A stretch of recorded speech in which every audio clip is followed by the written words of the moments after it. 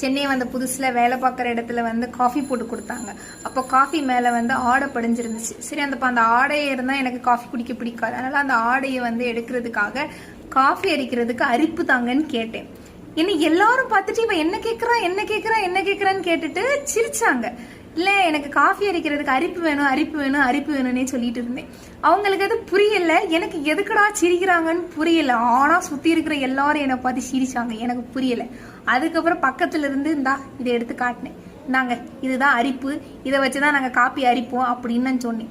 அப்பவும் எல்லாரும் சிரிச்சாங்க. இது பேர் அரிப்பு கிடையாது, இது பேர் வடிகட்டி அப்படின்னு சொன்னாங்க.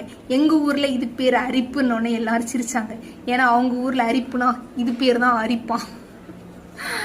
இதை வச்சு சென்னை வந்த புதுசுல நான் அவமானப்பட்டேன். உங்க ஊர்ல இதுக்கு என்ன சொல்லுவாங்க?